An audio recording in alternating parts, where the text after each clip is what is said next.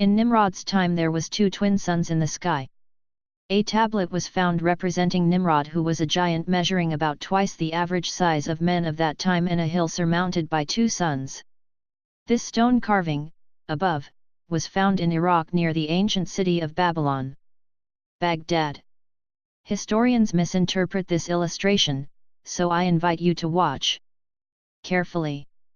There are clearly 2 suns in the sky and everyone is looking up. The biggest figure, bearing the horns of the bull, Old Nimrod crown, seems to be a giant. The giants of the Bible measured about 18 feet. Domed is too perfect to be a mountain top.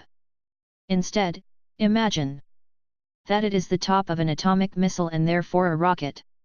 If this was a rocket with a hydrogen bomb inside, then this representation shows the challenge of Nimrod and his followers, who still remember the enormous meteorite that pierced the canopy of water and caused a global cataclysm otherwise called the Big Flood. This rocket may have been built to destroy any asteroid that would threaten the Earth, or get revenge for what caused the Big Flood, so either God or the Martians.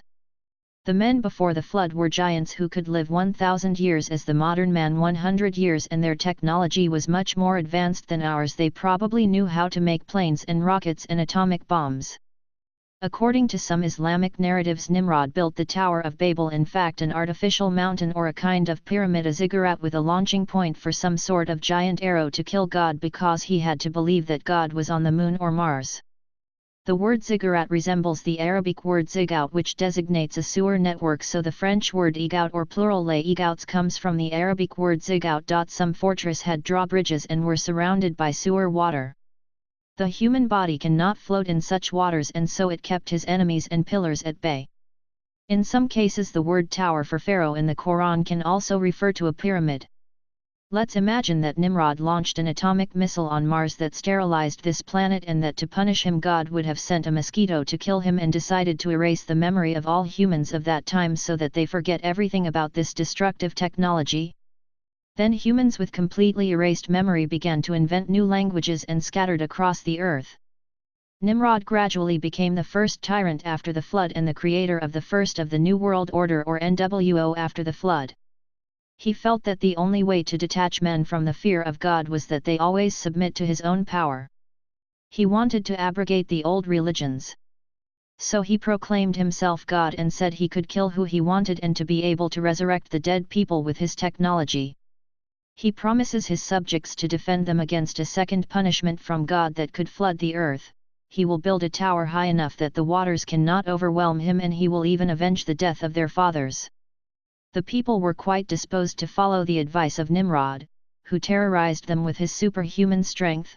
Regarding obedience to God as servitude, they began to build the tower, which was finished faster than expected.